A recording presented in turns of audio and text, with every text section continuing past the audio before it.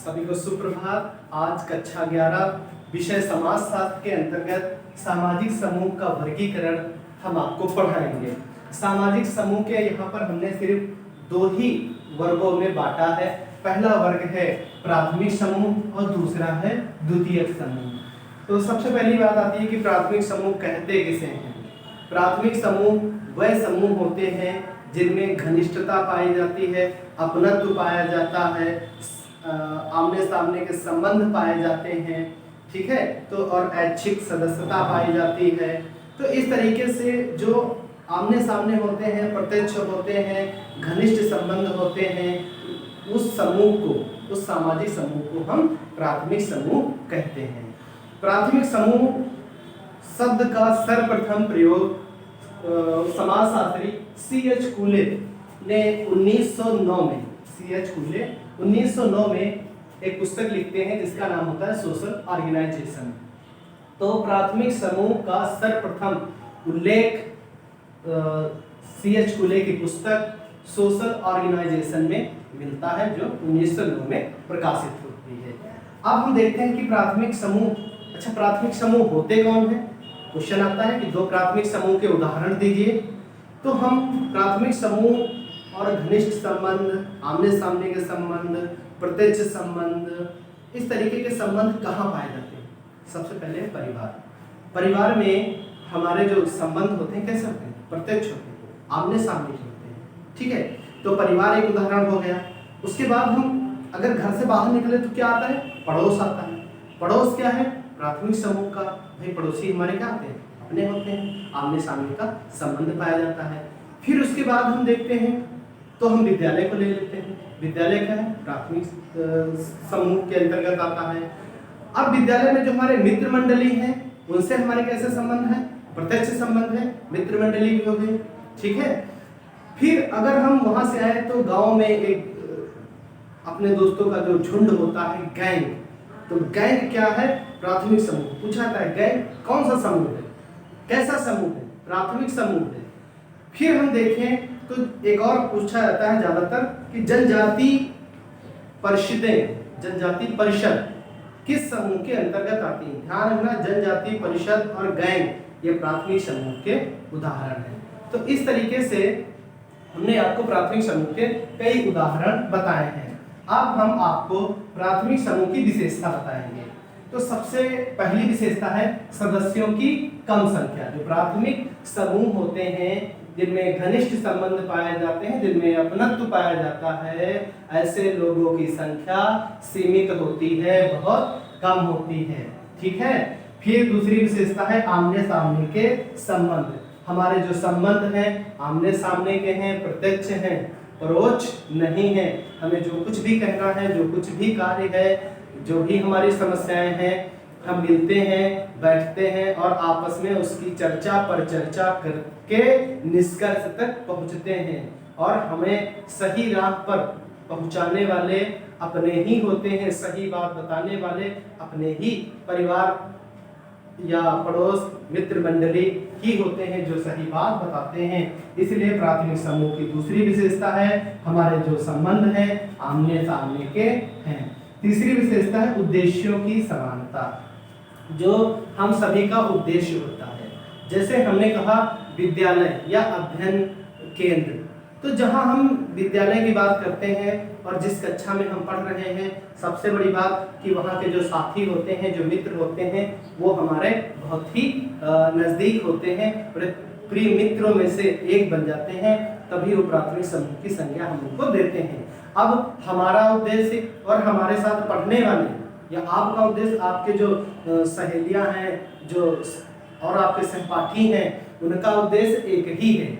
जो आपका है वही उनका उद्देश्य है, उन सभी का उद्देश्य है। इसलिए कहा गया है कि प्राथमिक समूह के उद्देश्यों की समानता है। जो प्राथमिक समूह में सदस्यों के जो उद्देश्य होते हैं सबके एक जैसे हैं, ठीक है।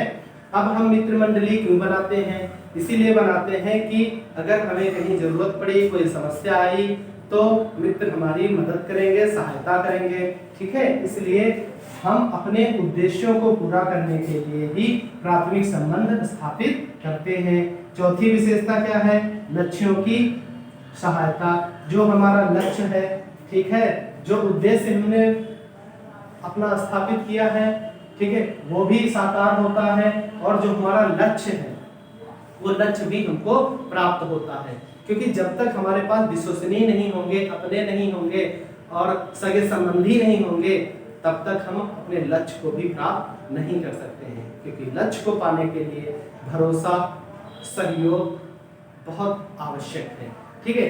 तो क्या होगा, जो हमारे लक्ष्य हैं उसमें भी वो सहायता करते हैं, उद्देश्यों में सहायता करते हैं, आमने सामने के संबंध है, संख्या भी सदस्यों की कम है। अब प्राथमिक जो समूह है उसकी पांचवी विशेषता है सामाजिकरण के अभिकरण के रूप में। सामाजिकरण का मतलब है कि व्यक्ति समाज से ही सब कुछ सीखता है। व्यक्ति के व्यक्तित्व का निर्माण समाज से होता है।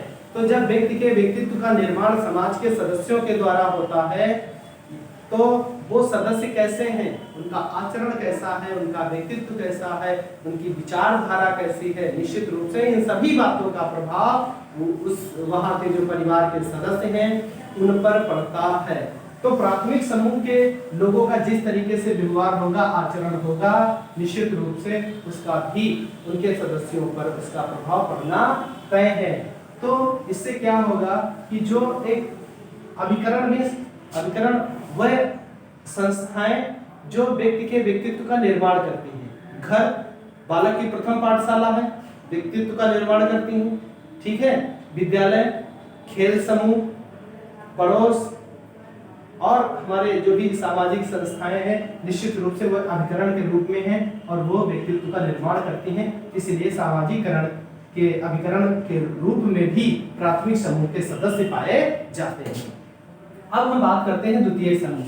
द्वितीय समूह वह समूह होते हैं जिनमें घनिष्ठ संबंध या भावनात्मक संबंध नहीं पाए जाते हैं। छुओ जाओ, ठीक है।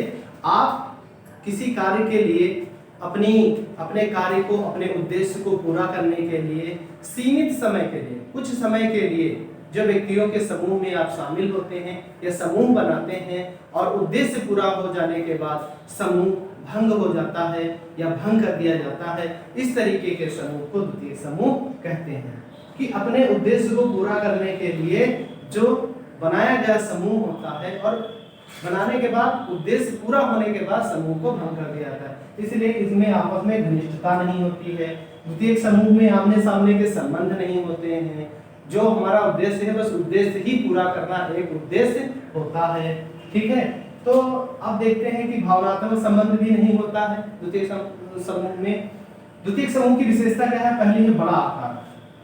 हम जहां भी जाएं, कहीं भी जाएं, हमारी आवश्यकता है, हमने देख लिया कि हमारे जैसे अन्य और कौन लोग हैं जिनकी आवश्यकताएं हैं, हमने उनको जोड़ा, अपना वर्क किया, अपना कार्य करने के बाद हमारा कार्य जब सफल हो गया, हमने उनसे संबंध तोड़ दिया, ठीक है। तो इस तरीके से जो इनका आकार होता है वो बड़ा होता है। कहीं भी इसको समूह का निर्माण कर सकते हैं अपने कार्यों के लिए। जहाँ जरूरत होती है, आवश्यकता आविष्कार की जननी है, तो जहाँ हमें लगा कि यहाँ आवश्यकता है वहाँ पर हमने समूह का निर्माण कर लिया और फिर जब समूह का उद्देश्य खत्म तो समूह भी खत्म। बड़ा आकार होता है। दूसरी विशेषता क्या है? ऐच्छिक से, अपनी इच्छा से रहो, जबरदस्ती कोई नहीं, जोर कोई नहीं है। आपके जो उद्देश्य हैं और मेरे उद्देश्य हैं वो क्षणिक उद्देश्य हैं, उनको पूरा करने के लिए हम एक जगह सामूहिक रूप से कार्य को करते हैं, ठीक है। कार्य खत्म, बात खत्म। ऐच्छिक है, अपनी इच्छा से ही सदस्यता ली जाती है, ग्रहण की जाती है, ठीक है। तीसरी बात क्या है? प्रतियोगिता की भावना। इसमें क्या होता है कि अपनत्व की कमी होती है। जब अपनत्व की कमी होगी तो वहां पर प्रतियोगिता होगी, कंपटीशन होगा। हम जल्दी से अपने काम को खत्म करें और चले यहाँ से, हमारा कार्य पूरा हो जाए, हम अपना बोझ इस तरह समेटे, निकले यहाँ से। तो ये भावना सभी में होती है, इसलिए कंपटीशन होता है, प्रतियोगिता होती है, प्रतिस्पर्धा होती है कि जितनी जल्दी, जितने अच्छे से। और एक बड़ी बात क्या होती है, यहाँ पर सहयोगात्मक व्यवस्था तो है, लेकिन सिर्फ इतनी देर के लिए है जितनी देर के लिए उद्देश्य लोगों के प्राप्त या सफल नहीं होते हैं, उसके बाद वो सहयोग नहीं करेंगे, ठीक है। और प्राथमिक समूह में क्या है? आर पार सहयोग करते हैं। समस्या के समाधान तक सहयोग करते हैं, और अगर फिर जरूरत पड़ी तो फिर सहयोग करते हैं, लेकिन यहाँ पर ऐसा नहीं है। यहाँ हम अपना काम खत्म करें और जल्दी से घर चलें, ऐसी भावना के साथ यहाँ पर लोग जुड़ते हैं। फिर क्या है, द्वितीयक समूह की चौथी विशेषता है व्यक्ति की परिस्थिति उसकी भूमिका पर निर्भर होती है। देखिए परिस्थिति क्या है, समाज द्वारा व्यक्ति में योग्यता विद्वता के अनुसार जो उसको सामाजिक पद प्राप्त होता है उसे परिस्थिति कहते हैं। समाज में आपका स्थान क्या है, समाज में आपकी पहचान क्या है, तो स्थान कहिए पहचान कहिए ये सब परिस्थिति में क्या होते हैं, जुड़े होते हैं। तो जिस तरीके से आपकी सामाजिक वैल्यू होगी, सामाजिक मूल्य होगा, आप उसी तरीके से अपने उद्देश्य या समूह का निर्माण करेंगे, और अन्य लोग भी आपको तभी जोड़ेंगे जब आप उसी क्षेत्र विशेष में महारत हासिल किए होंगे। आप में योग्यता है, विद्वता है, तो आपको उस क्षेत्र से संबंधित लोग पूछेंगे, आएंगे, बुलाएंगे, ठीक है, और वहीं तक आपकी भूमिका है, उसी पर आप निर्भर होते हैं, ठीक है। तो जो भी उद्देश्य रहा सफल हुआ, भूमिका की वजह से, सामाजिक वैल्यू की वजह से आपको लिया गया था, और सामाजिक उद्देश्य की पूर्ति हो गई, आप से रिलेशन खत्म। फिर देखिए द्वितीय समूह की आखिरी विशेषता, पांचवी विशेषता उत्तरदायित्व सीमित। जो आपको अधिकार दिए जाते हैं, जो आपको उत्तरदायित्व दिए जाते हैं, वो सीमित होते हैं। असीमित इसलिए नहीं होते हैं, असीमित इसलिए नहीं दिए जाते हैं क्योंकि यह क्षणिक होते हैं।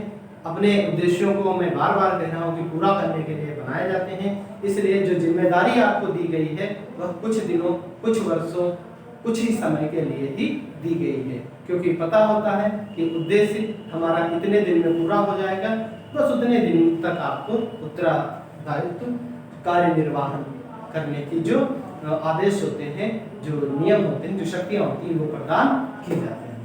ठीक है, नोट्स बनाते रहिए और कॉपी पर सुंदर सुंदर लिखते रहिए।